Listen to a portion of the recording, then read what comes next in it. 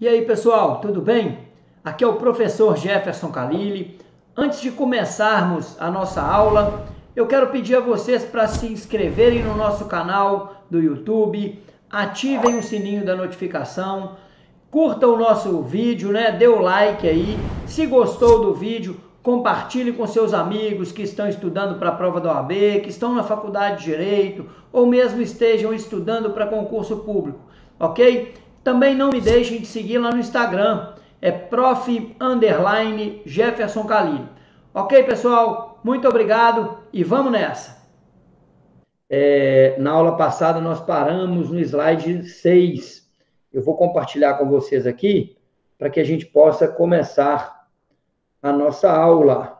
Estão vendo o slide aí direitinho, né? Nós paramos na aula passada no slide número 6, falando, né, que como tese de defesa lá nas alegações finais, o advogado, tanto o advogado quanto o promotor, pode alegar tudo o que for possível, né? Tanto questão preliminar quanto questões de mérito. Então, e falamos também que esta é a última oportunidade de apresentar os argumentos, né, tanto da acusação quanto da defesa. Claro, a acusação pedindo a condenação, né, na maioria das vezes, e a defesa pedindo absolvição, aplicação de pena mínima, teses defensivas, né, questões preliminares e tudo mais, e após proferido a sentença. Então, pessoal, só permitir a entrada aqui de mais um aluno que chegou. Então, pessoal, vamos lá. Pessoal, agora vamos falar sobre as alegações finais no procedimento do júri. Eu vou falar um pouco sobre as alegações finais do procedimento do júri. Depois, eu vou falar sobre as alegações finais nos demais processos. Para quem não sabe, alegações finais do procedimento do júri é a mesma, é idêntica, igual às alegações finais do procedimento comum.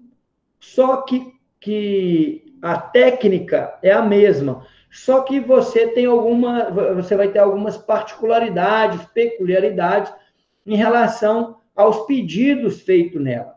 Por quê? O procedimento do júri, nos casos de crimes dolosos contra a vida, né? Chegou mais uma pessoa aqui, o Moisés, permiti a entrada dele aqui. Nos casos de crimes dolosos contra a vida, o processo não é julgado pelo juiz, certo? O processo é julgado pelo tribunal do júri.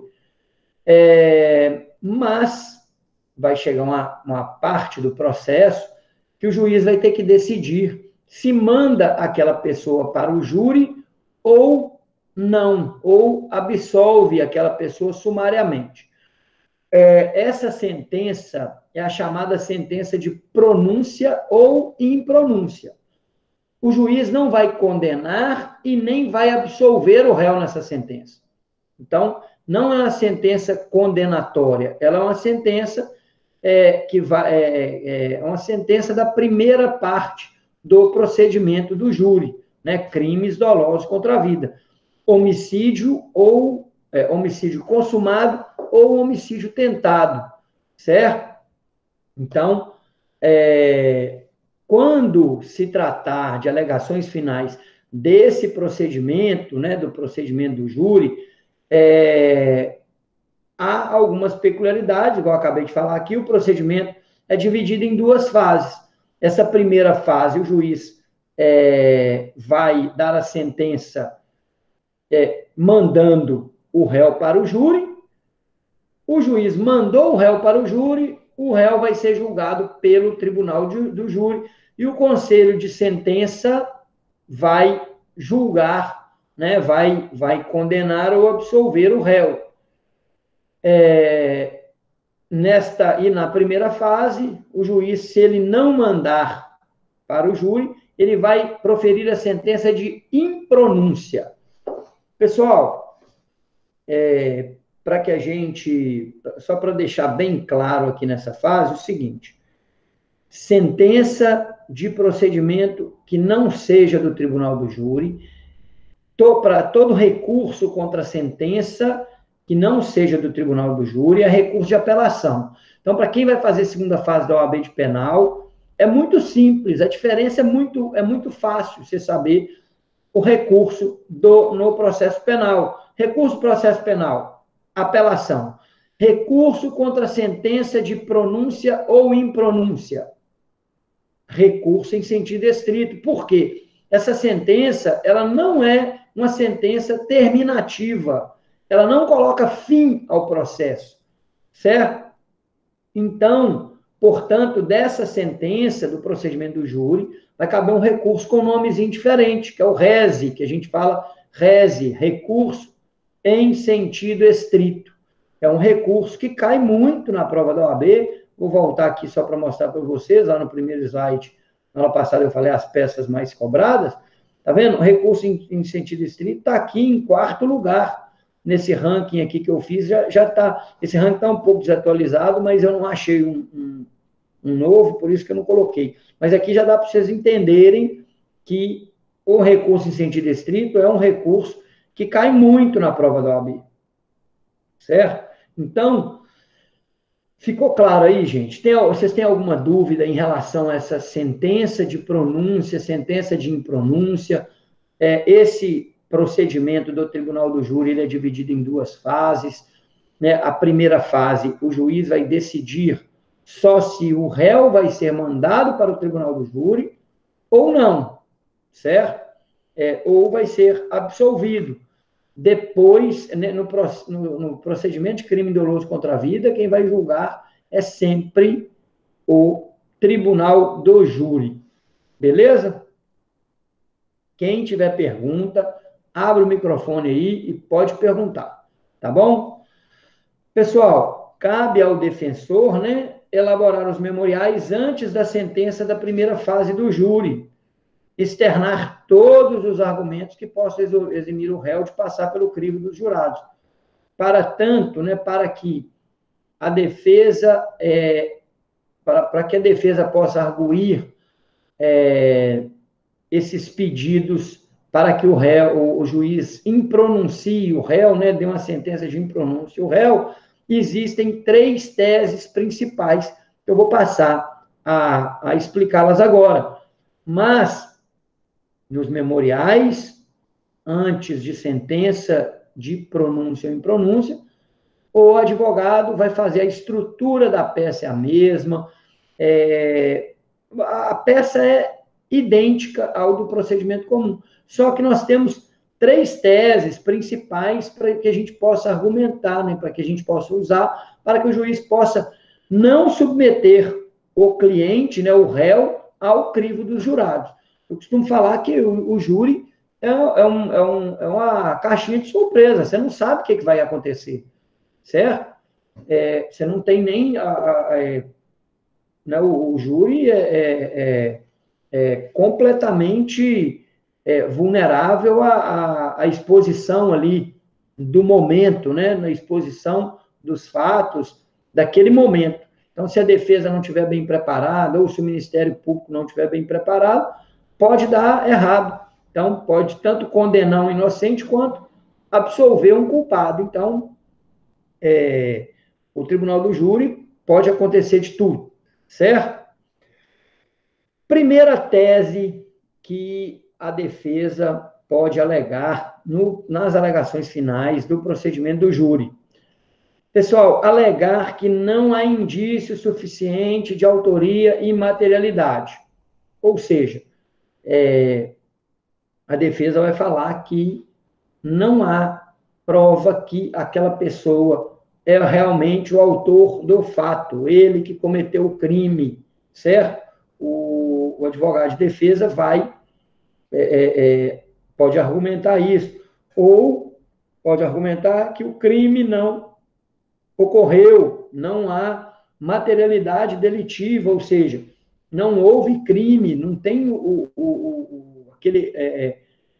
aquele crime não ocorreu, então não teve materialidade.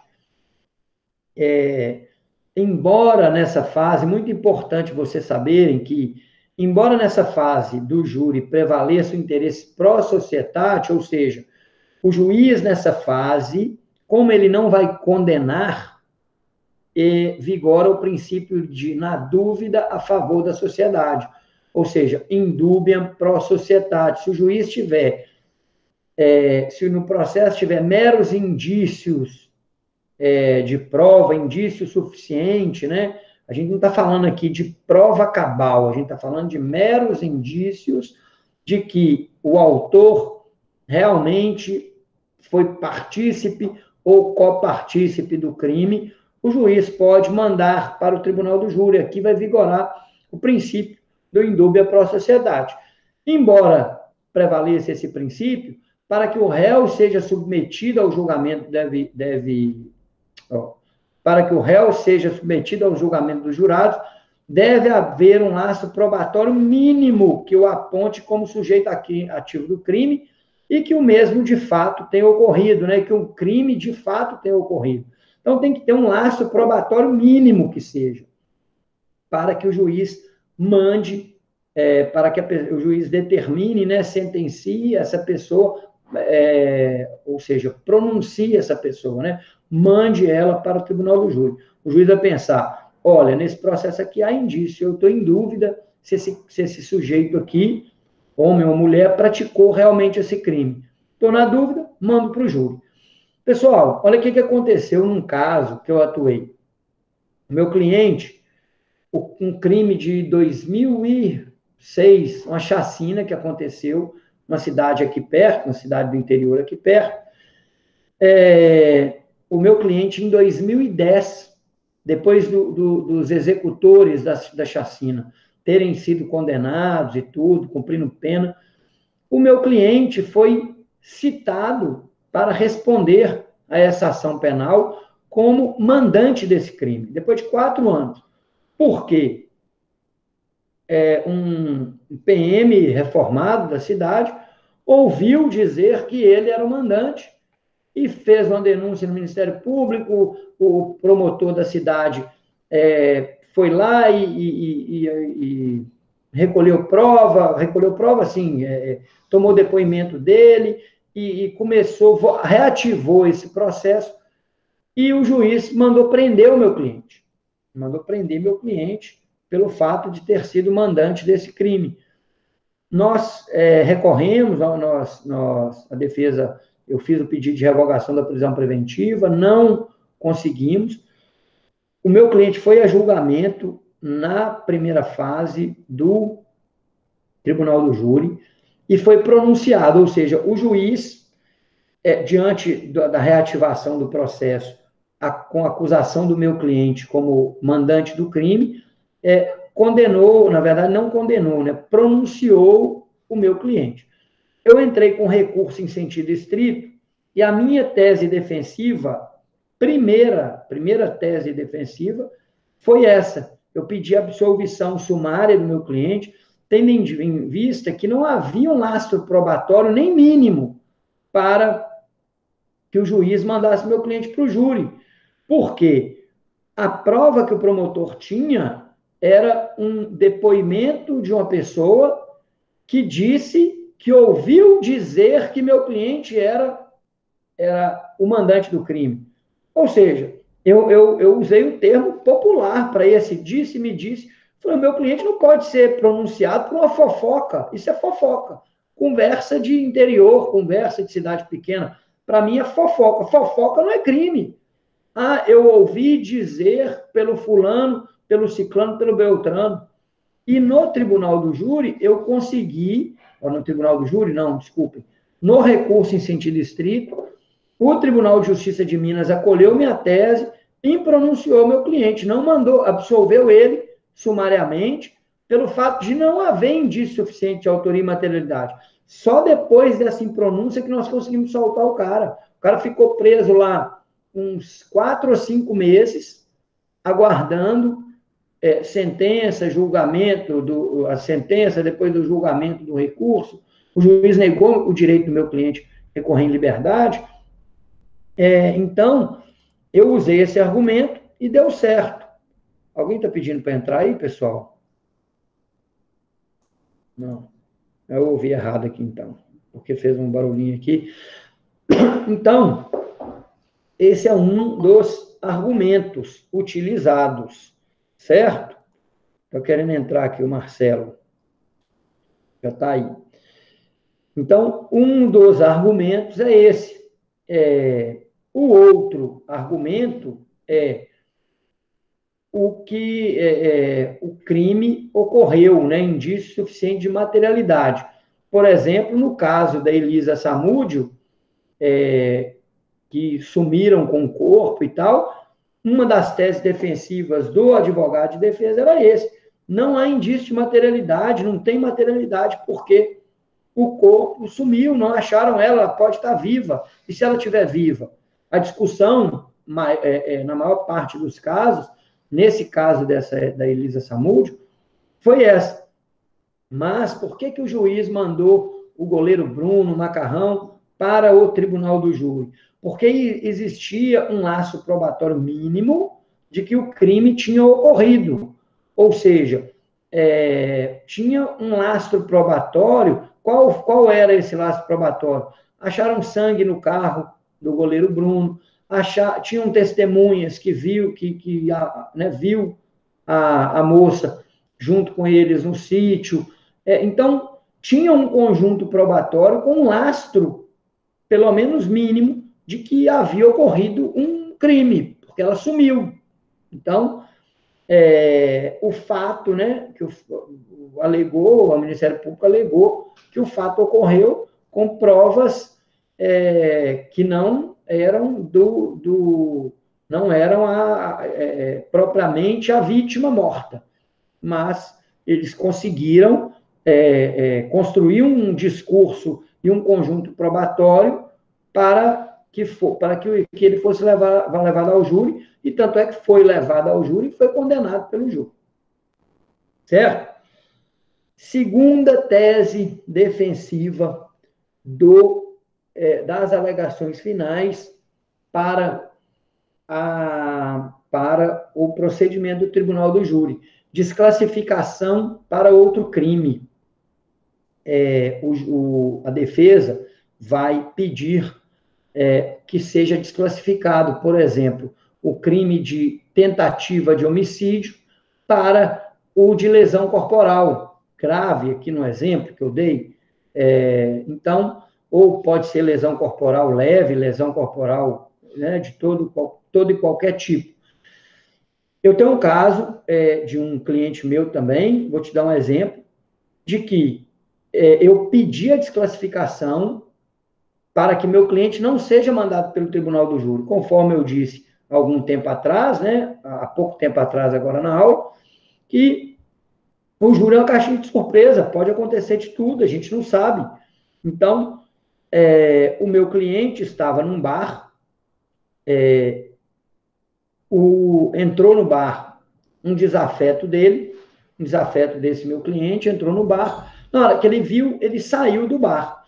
Meu cliente é fazendeiro, ele anda com aqueles canivete na cintura, para quem já viu, né? Aquele pessoal que anda com canivete na cintura. E a hora que ele saiu do bar e estava indo para entrar no carro dele, esse desafeto dele veio. Meu cliente é baixo, magro, baixo. O desafeto dele era muito grande, um sujeito maior, mais gordo, fortão, e muito mais alto que ele. Começou a agredir ele pelas costas, prensou ele no carro, pressionou ele no carro e começou a agredir ele. Né, ele estava de costas, com a barriga no carro. Começou a agredir ele. O que ele fez?